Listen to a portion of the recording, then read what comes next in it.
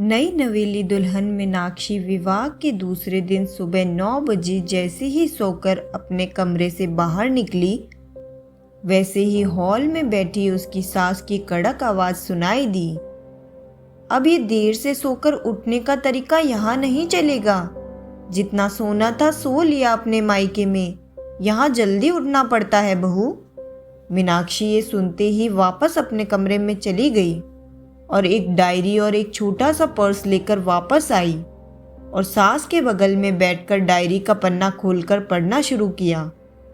Maruti car, smart TV, fridge, अन्य electronic उपकरण और 15 लाख नकदी।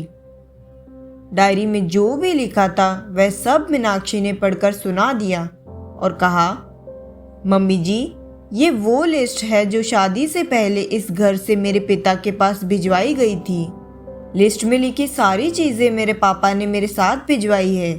सभी चीज़ों का आप मिलान करके देख लीजिए और ये भी देख लीजिए कि आपने मेरे बारे में इस लिस्ट में कोई ऐसी मांग नहीं की है कि बहू पढ़ी लिखी, गुणकारी, संस्कारी, जल्दी उठने वाली और कामकाजी हो।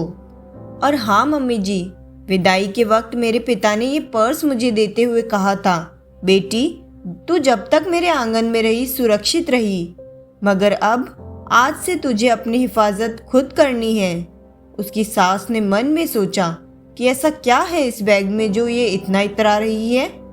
सास ने उत्सुकतावश पूछा, क्या है इस बैग में? तो मीनाक्षी ने धीरे से उस पर्स की चेन खोली। उसमें जो था उसे देखकर उसकी सास की बोलती बंद हो गई और वह घबरा गई। मीनाक्षी ने अपनी सास से कहा, माँ जी, आप जानती हो ना यह क्या है? यह एक पिस्टल गन है। यह देख सास झट से अपनी सांस को नियंत्रित करते हुए खड़ी हो गई और बोली, बेटी तू अभी सोकर उठी है, रुक मैं तेरे लिए चाय बनाती हूँ। और तू बता, तुझे नाश्ते में क्या पसंद है? मैं ही बना कर ले आती हूँ। सास की यह बात सुनकर मीनाक्षी मन ही मन हंसने लगी और सोचने लगी, पिताजी ने सही उपाय बताया।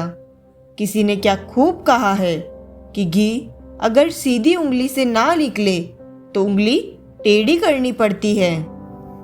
अगर यह कहानी आपको पसंद आए तो वीडियो को लाइक करें और चैनल को सब्सक्राइब ज़रूर करें। धन्यवाद।